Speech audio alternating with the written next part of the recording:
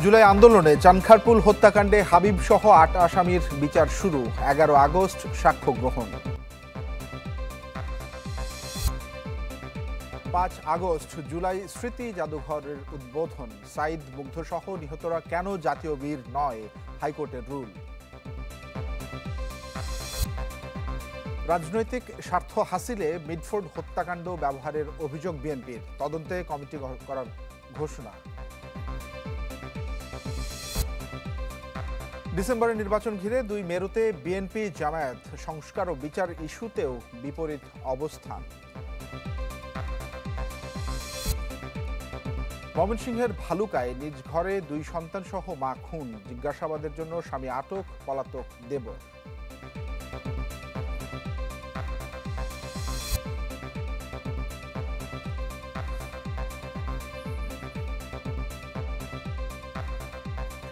শুভেচ্ছা, আপনাদের সবাইকে আমন্ত্রণ। চ্যানেল 24-এর বিকেল ৪টার খবরে শুনছিলেন প্রেসিডেন্সি ইউনিভার্সিটি সংবাদ শিরোনাম। পুরো আয়োজনের সঙ্গে থাকছি তানফির আহমেদ।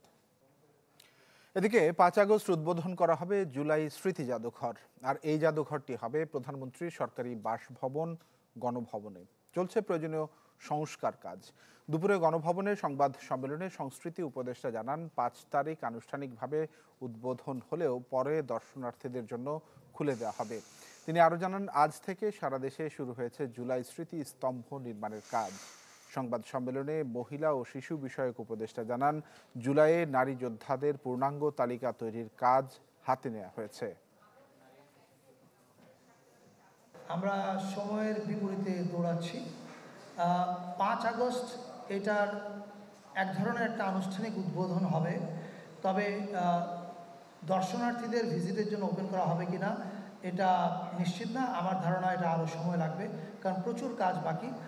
আর কি কি থাকবে এর মধ্যে, এইটার ডিটেলটা আমরা এখন বলতে চাই না, এই কারণে যে যাতে আপনারা যখন এখানে আসবেন ভিজিট করতে, you still have that surprise and আপনারা ডিসকভার করতে পারেন।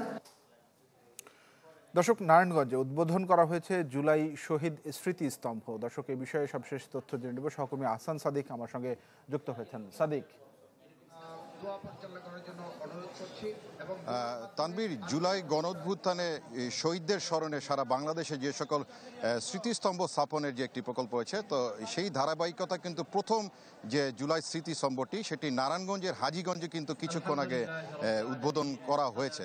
এবং এক্ষেত্রে যে অন্তর্বর্তী সরকারের যে সকল উপদেষ্টাগণ রয়েছেন তারা কিন্তু কিছুক্ষণ আগে এটিকে উদ্বোধন করেছেন। এবং সেই সাথে তারা অনুষ্ঠান সংলগ্ন স্থানে যে বক্তৃতা, সেখানে কিন্তু তারা বক্তব্যে বিভিন্ন রকমের কথা বলছেন। এবং সেই সাথে জুলাই গণঅভ্যুত্থানে নিহতের পরিবারদেরও কিন্তু তারা কথা শুনেছেন। তো তারা তাদের বক্তব্য প্রদান করছেন এবং এই ফাঁকে যে অনুষ্ঠান স্থল, সেই পাশে কিন্তু এই বৃক্ষরোপণের কিন্তু একটি জায়গা স্থাপন করা হয়েছে। তো উদ্বোধন করা হয়েছে এবং তাদের বক্তব্য চলছে। বক্তব্য শেষ করার পরে হয়তোবা তারা কি ধরনের বক্তব্য দিচ্ছেন সেটিকে আমরা পরবর্তীতে আপনাকে জানাতে পারবো। তো বলা যায় ঘটনাস্থল থেকে এই হচ্ছে সর্বশেষ পরিস্থিতি। তানভীর। সাদিক, ধন্যবাদ আপনাকে। আহসান সাদিক জানাচ্ছিলেন নারায়ণগঞ্জ থেকে। আইন শৃঙ্খলা পরিস্থিতি অবনতির প্রতিবাদে নয়াপল্টন থেকে শাহবাগ অভিমুখে বিক্ষোভ মিছিল করছে ছাত্রদল। দর্শক, এই বিষয়টি নিয়ে সরাসরি তথ্য জেনে নেব। সকল মাহফুজ কামাল আমার সঙ্গে যুক্ত হয়েছেন। মাহফুজ। তানভীর, ঠিক দুপুর 3:30টার পর ছাত্রদলের মিছিলটি শুরু হয়েছে এবং এটি নয়াপল্টন থেকে শুরু হয়ে আমরা যদি দেখছি প্রেস ক্লাব হয়ে এই মুহূর্তে ঠিক কার্জন হলের সামনে রয়েছে। ছাত্রদলের শীর্ষস্থানীয় নেতারা এখানে উপস্থিত রয়েছেন, তাদের সাথে কথা বলে আরও বিস্তারিত জানতে পারবো। আমরা একটু সরাসরি সম্প্রচার করছি। আপনি একটু বলবেন আজকের এই মিছিল থেকে কি মেসেজ দিতে চাচ্ছেন? আমরা বাংলাদেশের সকল শিক্ষা প্রতিষ্ঠানে সর্বশেষ সময় যে দেখা যাচ্ছে মবগুলো ক্রিয়েট করা হচ্ছে গুপ্ত সংগঠন কর্তৃক, তার প্রতিবাদে এবং বিএনপির ভারপ্রাপ্ত চেয়ারম্যান জনাব তারেক রহমান এবং শহীদ রাষ্ট্রপতি জিয়া রহমানকে নিয়ে যে ধরনের কটূক্তিমূলক উক্তি করা হয়েছে, তার প্রতিবাদে ছাত্রদলের আজ এই প্রতিবাদ। দেখছি যে ছাত্রদলের প্রতিবাদের বিষয়ে সংগঠনের সভাপতি বলছিলেন এবং এই মুহূর্তে মিছিলটি ঠিক দুয়েল চত্বরে এসে উপস্থিত হয়েছে। আমরা দেখছি যে বারবার যে বিষয়টি বলা হয়েছে, সারা দেশের আইন শৃঙ্খলা পরিস্থিতি অবনতি এবং বিভিন্ন গুপ্ত সংগঠনের বিরুদ্ধে অভিযোগ তুলছেন এবং মব সৃষ্টি করে দেশকে অস্থিতিশীল করার চেষ্টা করছেন এবং বিএনপি শীর্ষস্থানীয় নেতার বিরুদ্ধে সোশ্যাল মিডিয়াতে বিভিন্ন ধরনের প্রতিক্রিয়া, বিভিন্ন ধরনের স্লোগান দেওয়া হচ্ছে। এটি একটি বড় ষড়যন্ত্রের অংশ বলে দাবি করছে। আমরা যদি দেখছি যে ছাত্রদলের এই মিছিলের পরবর্তীতে ঢাকা মহানগর উত্তর এবং দক্ষিণের পক্ষ থেকে কিন্তু একটি নয়াপল্টন থেকে মিছিল হবে, সেখানে বিএনপির মহাসচিব মির্জা ফখরুল ইসলাম আলমগীর তিনি উপস্থিত থাকবেন। আর আমাদের যে বিষয়টি বলতে হয়, এই মিছিলকে কেন্দ্র করে এখনো পর্যন্ত শান্তিপূর্ণভাবে মিছিলটি সংগঠিত হচ্ছে এবং মিছিলটি শাহবাগে গিয়ে শেষ হবে। এই মুহূর্তে মিছিলটি নয়াপল্টন থেকে শুরু করে দোয়েল চত্বরে পর্যন্ত এসছে এবং সামনে আইন শৃঙ্খলা বাহিনীর সদস্যরাও উপস্থিত রয়েছেন। শান্তিপূর্ণভাবে মিছিলটি এখন শাহবাগে গিয়ে শেষ হবে বলে আমরা জানতে পেরেছি। জি মাহফুজ, ধন্যবাদ আপনাকে। দর্শক, ছাত্রদলের যে বিক্ষোভ মিছিল, আইনশৃঙ্খলা পরিস্থিতির যে অবনতি, সেই বিষয়ে ছাত্রদলের বিক্ষোভ মিছিলের সবশেষ খবরটি জেনে নিচ্ছিলাম। সহকর্মী মাহফুজ কামাল আমার সঙ্গে যুক্ত হয়েছিলেন, জানছিলাম বিস্তারিত। পরে সংবাদটিতে যাব। মিডফোর্ডে ব্যবসায়ী সোহাগ হত্যার ঘটনা রাজনৈতিক স্বার্থ হাসিলের জন্য ব্যবহার করা হচ্ছে বলে অভিযোগ বিএনপি মহাসচিব মির্জা ফখরুল ইসলাম আলমগীরের। রাজধানী গুলশানে সংবাদ সম্মেলনে তিনি জানান, মিডফোর্ড হত্যাকাণ্ডের কারণ অনুসন্ধানে কমিটি করার সিদ্ধান্ত নিয়েছে তার দল। তদন্ত শেষে জনসম্মুখে প্রকাশ করা হবে প্রতিবেদন। মির্জা ফখরুল বলেন, গুটি কয়েক রাজনৈতিক দলের হীনস্বার্থের কারণে দেশ ব্যর্থ হতে পারে না। হুঁশিয়ারি দেন, ফ্যাসিবাদের অনুপ্রবেশ ঠেকাতে যে কোনো ষড়যন্ত্র প্রতিহতের।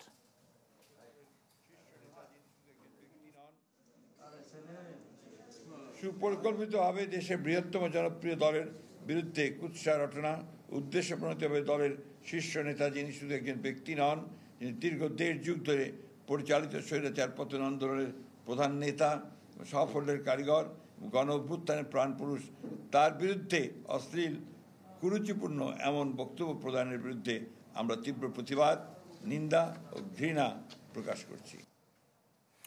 2026 সালের ফেব্রুয়ারি 9 চলতি বছরেই জাতীয় নির্বাচন অনুষ্ঠান সম্ভব। তবে সরকারের প্রতিশ্রুতি অনুযায়ী নির্ধারিত সময়ের মধ্যেই ভোট হবে বলে বিশ্বাস করে বিএনপি। দলটির স্থায়ী কমিটির সদস্য সালাউদ্দিন আহমদ আশা করেন, সংস্কার প্রশ্নে দীর্ঘদিন চলা আলোচনার অধ্যায় অচিরেই শেষ হবে। শাহনওয়াজ বাবুর রিপোর্ট। গেল মাসে লন্ডনের ডরচেস্টারে প্রধান উপদেষ্টা ডক্টর মোহাম্মদ ইউনূস ও বিএনপির ভারপ্রাপ্ত চেয়ারম্যান তারেক রহমানের বৈঠকের পর সরেছে সমকালীন রাজনীতির কালো মেঘ। যদি প্রস্তুতি সম্পূর্ণ হয়, সংস্কার হয়ে যায়, তাহলে সম্প্রতি নির্বাচনের বিষয়ে সরকারের পক্ষ থেকে আবারও ইঙ্গিত দেয়া হয় সময়ক্ষণ ও প্রস্তুতির। সব প্রস্তুতি উনি নিতে বলেছেন বাই ডিসেম্বর। নির্বাচন নিয়ে সরকারের নাড়াচাড়ায় আপাতত আশ্বস্ত হচ্ছে বিএনপিও। দলটির স্থায়ী কমিটির সদস্য সালাউদ্দিন আহমদ মনে করেন, সামনের বছরের ফেব্রুয়ারি নয়, এবছরেই সম্ভব জাতীয় নির্বাচন। নির্বাচন ফেব্রুয়ারি কেন, তারও অনেক আগে করা সম্ভব। তো যেহেতু একটা সমঝোতা হয়েছে, সেই জন্য আমরা মনে করি এই ফেব্রুয়ারির প্রথমার্ধে, রমজান শুরু হওয়ার আগের সপ্তাহে করার বিষয়ে যে একটি সম্মতি এসছে, সেটাতে নির্বাচন অনুষ্ঠান করা খুবই সম্ভব। আমরা আশাবাদী। নির্বাচনী রোডম্যাপ নিয়ে আপাতত পরিস্থিতি শান্ত থাকলেও সংস্কার প্রশ্নে ঐকমত্য কমিশনের সংলাপ চলছে ধারাবাহিকভাবে। বিএনপির অন্যতম এই নীতি নির্ধারক মনে করেন, এই আলোচনার চ্যাপ্টার শেষ হবে দ্রুতই। এই সংস্কার বিষয়ক যে আলোচনা জাতীয় ঐকমত্য কমিশনে, সেটা কিছুটা টাইম কনজিউমিং হচ্ছে। সেটা আরও সুচারুরূপে যদি সভা পরিচালনা করা যায়, আমি মনে করি আরও অল্প সময়ের ভিতরে, মানে এটা যুক্তিসঙ্গত সময়ের ভিতরে সেই সংস্কারের আলাপ আলোচনা সমাপ্ত হবে বলে বিশ্বাস করি, এবং তার মধ্য দিয়ে জাতীয় সনদ বলি বা জুলাই সনদ বলি, সেটা প্রণয়ন করা সম্ভব হবে। সালাউদ্দিন আহমদ বলছেন, অতীতের মতো রাজনীতির মাঠে ফের শুরু হয়েছে প্রতিপক্ষকে ঘায়েলের খেলা, যা জুলাই চেতনার সাথে সাংঘর্ষিক বলে মনে করেন তিনি। আমরা যে পরিমাণ সহযোগিতা দিয়ে যাচ্ছি প্রথম থেকে এই পর্যন্ত, ঐকমত্যের স্বার্থে যে পরিমাণ ছাড় দিয়ে যাচ্ছি আমরা, তা আমাদের সর্বোচ্চ সহযোগিতা আছে। সুতরাং আমাদের অসহযোগিতার বিষয়টি বলাটা আসলে আমাদের প্রতি অবিচার করা। শাহনেওয়াজ বাবলু, চ্যানেল 24, ঢাকা। মৌলিক সংস্কার এবং লেভেল প্লেইং ফিল্ড ছাড়া যেন তেন নির্বাচনে যাবে না বাংলাদেশ জামায়াতে ইসলামী। শীর্ষ নেতারা বলছেন, এখন পর্যন্ত সুষ্ঠু নির্বাচনের পরিবেশ নিশ্চিত করতে পারেনি সরকার। নৈরাজ্য চলমান থাকলেও প্রশাসন নিরপেক্ষ না হলে প্রয়োজনে দেশের স্বার্থে রাজপথে নামবে দলটি। বিস্তারিত জানাচ্ছেন মাহফুজ কামাল। নির্বাচনী রোডম্যাপ ঘিরে যখন জোর আলোচনায় ফেব্রুয়ারি, তখন ডিসেম্বরের মধ্যে প্রস্তুতি নেওয়ার নির্দেশ দিয়েছেন প্রধান উপদেষ্টা। এটিকে বিএনপি ইতিবাচকভাবেই নিলেও খানিকটা বিপরীত অবস্থানে বাংলাদেশ জামায়াত ইসলামী। দলটি বলছে, জুলাই গণহত্যার দৃশ্যমান বিচার ও মৌলিক সংস্কার না হলে ডিসেম্বরে নির্বাচনের পক্ষে নয় তারা। নির্বাচনের জন্য উভয়ের জন্য সমান সুযোগ সুবিধা সম্পন্ন পরিবেশকেই মিন করা হয়েছে। তা যদি প্রশ্নটা এমন হয় যে না এখনই এরকম আছে কিনা, আমরা বলব না, এখন লেভেল প্লেইং ফিল্ড নাই। নির্বাচন নিরপেক্ষ করার জন্য সরকার প্রয়োজনীয় ইলেকটোরাল সিস্টেমকে সংস্কার করবেন, গভর্নমেন্ট প্রতিশ্রুতিবদ্ধ আছে। যদি সেটা সরকারের ঘোষিত টাইম লাইনে ইলেকশনটা হয় এবং সেই সময় লেভেল প্লেইং ফিল্ড যদি আমরা দেখি, তো আমরা আশা করি নির্বাচন নিরপেক্ষ হবে। কিন্তু নির্বাচনের আগে বেহাল আইন শৃঙ্খলা পরিস্থিতির উন্নতি এবং বিভিন্ন বাহিনীর নিরপেক্ষতা নিশ্চিত না হলে নির্বাচন হতে দেবে না জামায়াত। প্রয়োজনীয় মৌলিক সংস্কার ছাড়া, লেভেল প্লেইং ফিল্ড তৈরি করি ছাড়া যে নির্বাচন হবে সেটি হাসিনার সময়কার 2018, 14 এবং 24-এর এই পুনরাবৃত্তি ঘটা ছাড়া আর তেমন কোনো ফায়দা হবে না। সেই নির্বাচন জামাত ইসলামী চায় না, বাংলাদেশের মানুষ চায় না। সুতরাং প্রপার সংস্কার এবং দৃশ্যমান বিচার, সুষ্ঠু নির্বাচনের সার্বিক অবস্থা তৈরি না হওয়া পর্যন্ত জামাত ইসলামী যেন তেন কোনো নির্বাচনে পক্ষে নয় এবং সেই ধরনের নির্বাচনে দেশবাসী যাবে না, গ্রহণ করবে না। জামাত ইসলাম সেরকম নির্বাচন এদেশে অ্যাকসেপ্ট করবে না, সেরকম নির্বাচনে অংশগ্রহণ করবে না। সংস্কার প্রয়োজন। দলটির শীর্ষ নেতারা মনে করেন, সুষ্ঠু নির্বাচন না হলে ভিন্ন রূপে ফিরে আসতে পারে ফ্যাসিবাদ। এই নির্বাচনে যারাই এসে যদি ওই ফর্মের মধ্যে ঢুকে যায়, তো ওখানে আরেকটা স্বৈরাচার তৈরি হবে। যদি এরকম অব্যাহতভাবে নৈরাজ্য চলে এবং সঠিক সংস্কার যদি না হয়, আমরা এর বিরুদ্ধে রাস্তায় নামব। মাহফুজ কামাল, চ্যানেল 24, ঢাকা। পটুয়াখালী থেকে বরগুনায় পৌঁছেছে এনসিপির জুলাই পদযাত্রা। এর আগে দুপুরে পটুয়াখালী সার্কিট হাউস থেকে শুরু হয় কর্মসূচি। নিউ মার্কেট, লঞ্চঘাট, পুরানবাজার এবং পৌরসভা মোড় হয়ে ফের সার্কিট হাউসে গিয়ে শেষ হয় পদযাত্রা। পরে সংক্ষিপ্ত সমাবেশে এনসিপি নেতারা বলেন, রাজনৈতিক অনিশ্চয়তা, ভোটহীন নির্বাচন এবং লাগামহীন দুর্নীতিতে বিপর্যস্ত নাগরিক জীবন। তাই আগামীতে বৃহত্তর আন্দোলনের হুঁশিয়ারি দেন তারা। গত বছরের 3 আগস্ট ছিল হাসিনা পতনের ইশতেহার। এই বছরের 3 আগস্ট হবে স্বৈরাচার মুক্ত বাংলাদেশ গঠনের ইশতেহার। নতুন সিস্টেমের দিকে এগিয়ে যেতে চায়, তাদেরকে নিয়ে প্রোপাগান্ডা ষড়যন্ত্র দিনে দিনে শুরু হয়েছে এবং এই সংখ্যা বাড়বে। কিন্তু আমাদেরকে ঐক্যবদ্ধভাবে সকল ধরনের ষড়যন্ত্র আঘাতকে মোকাবেলা করতে হবে। অভ্যুত্থানের শক্তির মধ্যে বিভাজন তৈরি করেছে। আমরা বলেছিলাম শত্রু বাংলাদেশের ভিতরে নয়, শত্রু বাংলাদেশের বাইরে রয়েছে। সেই বাইরের শত্রুর বিরুদ্ধে বাংলাদেশের সকল পক্ষকে ঐক্যবদ্ধ হতে হবে। দর্শক, এনসিপির জুলাই পদযাত্রার আরো খবর জেনে নেব। বরগুনাতে রয়েছেন আমাদের সহকর্মী আবু জাফর সালে। আবু জাফর, আজকে এনসিপির যে পদযাত্রা সেটি বরগুনায় পৌঁছানোর কথা, এখন পর্যন্ত সেখানে পৌঁছেছে কিনা এবং আজকের কি কি কর্মসূচি থাকছে এনসিপির? তানভীর, আমি এই মুহূর্তে আছি বরগুনা শহরের সদর রোডে প্রেস ক্লাব চত্বরে। আমার এখানে আমি যেখানে দাঁড়িয়ে আছি, এখানে যে এনসিপির জুলাই পদযাত্রার যে বরগুনার যে সমাবেশ, সেটি এখানে 5টায়, বিকেল 5টায় এখানে আসলে অনুষ্ঠিত হওয়ার কথা রয়েছে। এবং আমরা এখন পর্যন্ত যে বিষয়টি আসলে দেখছি যে এখন পর্যন্ত আসলে এনসিপি নেতারা তারা এখানে কিছুক্ষণ আগে তারা বরগুনা শহরে পৌঁছেছেন এবং তারা এখানে 5টায় আসার কথা রয়েছে। এবং যে মঞ্চটি, সেই মঞ্চটি কিন্তু সদর রোডে, সেই মঞ্চটি এখন পর্যন্ত সেই মঞ্চ আসলে নির্মাণ করা হচ্ছে। তো এখানেই 5টার দিকে আসার কথা রয়েছে এবং এইখানে যে পদযাত্রা সেটি হবে। আমি আরেকটু জানিয়ে রাখি যে এনসিপির যে আহ্বায়ক নাহিদ ইসলাম এবং সদস্য সচিব আক্তার হোসেন এবং দক্ষিণ অঞ্চলীয় মুখ্য সমন্বয়ক ক্যাপ্টেন হাসানাত আবদুল্লাহ এবং উত্তর অঞ্চলের মুখ্য সচিব সার্জিস আলম সহ কেন্দ্রীয় নেতারা এখানে বক্তব্য রাখবেন। এবং এই পদযাত্রায় এখানে যে তাদের যে সমাবেশের পরে এখানে আপনি যে ঢাকার মিডকোর্টে যে ব্যবসায়ী সোহাগ হত্যাকাণ্ডের যে ঘটনাটি ঘটেছে সেই সোহাগ হত্যার যে তার পরিবারের সাথে তাদের সাক্ষাৎ করার কথা রয়েছে, যদিও আসলে দুর্যোগপূর্ণ আবহাওয়ায় সেটি হয়তো কতদূর পারবেন কিনা যায় না। যেটি হচ্ছে যে কারণ হচ্ছে যে সেই সোহাগের যে নানা বাড়িতে যেখানে আসলে যে তার পরিবার রয়েছে সেটি আসলে গ্রামের বাড়িতে। তবে এনসিপির নেতারা যেটি জানিয়েছেন যে তারা এই পদযাত্রার পরে তারপর সেখানে তারা দেখা করবেন।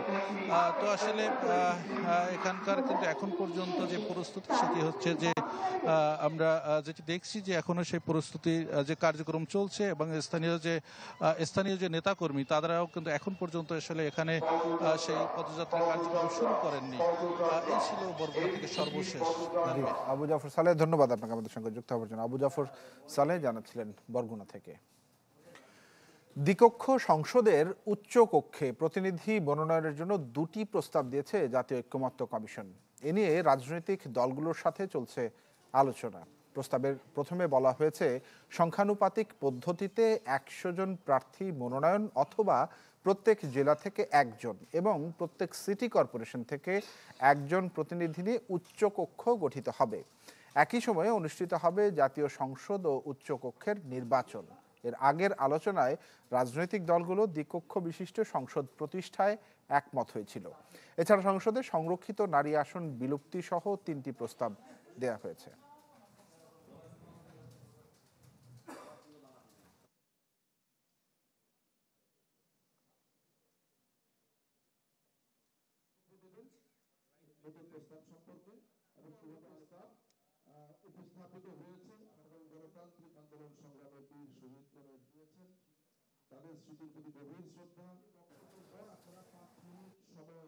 সংস্কৃতি মন্ত্রণালয়ের পক্ষ থেকে জুলাই নারী দিবস বলে 3টিকে চিহ্নিত করা হয়েছে।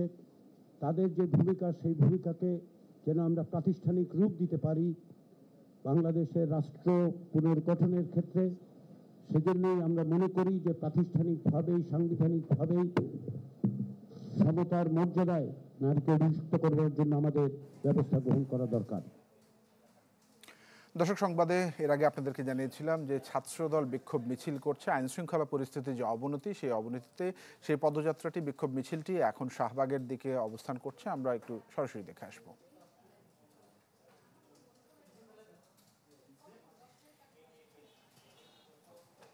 তানভীর, আমরা এখন টিএসসিতে আছি। ছাত্রদলের দেশব্যাপী সন্ত্রাস, হত্যা, গুম বিরোধী যে মিছিলটি শুরু হয়েছে, সেই মিছিলটি কিন্তু এখন শহীদ মিনার হয়ে টিএসসির দিকে আগমন করছে এবং সেখান থেকে মিছিলটি টিএসসি হয়ে কিন্তু শাহবাগে গিয়ে তারা শেষ করবে, এমনটাই আমরা জেনেছি। এর আগে বিকেল 3:30টার দিকে এই মিছিলটি পল্টনে বিএনপির কেন্দ্রীয় কার্যালয় থেকে যাত্রা করে মৎস্য ভবন এবং কার্জন ভবন হয়ে এই দিকে কিন্তু আসছে। আপনারা পেছনে যে মিছিলটি দেখতে পাচ্ছেন, এটি কিন্তু ছাত্রদলের আজকের যে সন্ত্রাস বিরোধী মিছিল, সেই মিছিলটি এখানে প্রথম সারিতে আমরা দেখতে পাচ্ছি ছাত্রদলের কেন্দ্রীয় কমিটির যে সকল সদস্য এবং মেম্বাররা আছেন তারা কিন্তু প্রথম সারিতে অবস্থান নিয়েছেন। এরপরে ধাপে আমরা দেখছি পর্যায়ক্রমে এখানে কিন্তু ছাত্রদলের কেন্দ্রীয় কমিটির বাহিরে ঢাকা বিশ্ববিদ্যালয় এবং ঢাকা উত্তর এবং দক্ষিণ মহানগর যে কমিটি আছে এর বাহিরেও কিন্তু বিভিন্ন জেলা থেকে ছাত্রদলের কর্মীরা এই মিছিলে অংশগ্রহণ করেছে বলে আমরা জানতে পেরেছি। আপনাদেরকে একটু জ্ঞাতার্থে একটু জানাই, দেশব্যাপী গত কয়েক সপ্তাহ ধরে যে নৈরাজ্য চলছে, অর্থাৎ আইন শৃঙ্খলা পরিস্থিতির যে অবনতি হয়েছে এবং শিক্ষাঙ্গনে যে শিক্ষার পরিস্থিতির ব্যত্যয় ঘটেছে, অর্থাৎ শিক্ষাঙ্গনে সুষ্ঠু শিক্ষার পরিবেশের দাবিতে ছাত্রদল কিন্তু আজকের এই বিক্ষোভ মিছিল এবং বিক্ষোভ সমাবেশটি করছে। এই বিক্ষোভ সমাবেশ উপলক্ষে তারা যেই সড়ক হয়ে শাহবাগে যাবেন পল্টন থেকে, এই পুরো সড়কটাই কিন্তু ব্যাপক আইন শৃঙ্খলা পরিস্থিতির নিরাপত্তা ব্যবস্থা নেওয়া হয়েছে আমরা দেখতে পেয়েছি। এছাড়াও কিন্তু ছাত্রদলের একটি ভলান্টিয়ার গ্রুপ কিন্তু মিছিলের অগ্রভাগে এসে পুরো মিছিলটিকে নির্বিঘ্নে সামনে এগিয়ে নিয়ে যাওয়ার জন্য কাজ করছেন। আমরা তাদেরই একটা গ্রুপকে এখানে দেখেছি এবং যখন থেকে আমরা দেখেছি যে মিছিলটা শুরু হয়েছে তখন থেকে কিন্তু এই পুরো সড়ক জুড়ে ছাত্রদলের মিছিলের যে নিরাপত্তা, সেই নিরাপত্তা প্রদানের জন্য আইন শৃঙ্খলা বাহিনীর বিশেষ করে পুলিশ এবং র্যাব সদস্যরা কিন্তু আইন শৃঙ্খলা রক্ষা করার জন্য পুরো সড়কের মধ্যে তারা অবস্থান নিয়েছিল এবং সামনে একটি বহর নিয়ে কিন্তু পুলিশ আসলে ওই মিছিলটির সামনে বহর নিয়ে সামনে এগিয়েছে। সুতরাং এই মিছিলটি এখন এখানে টিএসসির দিকে আসছে, কিছুক্ষণ পরে এই মিছিলটি এখান থেকে টিএসসি হয়ে শাহবাগের দিকে যাবে এবং সেখানে বক্তব্য দিয়েই তারা আসলে আজকের যে মিছিল সেই মিছিলটি সমাপন করবেন। তানভীর। সোহাগ, ধন্যবাদ আপনাকে আমাদের সঙ্গে যুক্ত হওয়ার জন্য। দর্শক, সহকর্মী আহমেদ সোহাগের মাধ্যমে আমরা শাহবাগে যে ছাত্র দলের যে মিছিলটি সেটি গিয়ে পৌঁছেছে এই তথ্যটি আমরা জানছিলাম এবং তার সচিত্র দেখছিলাম, আপনারাও দেখছিলেন সেটি।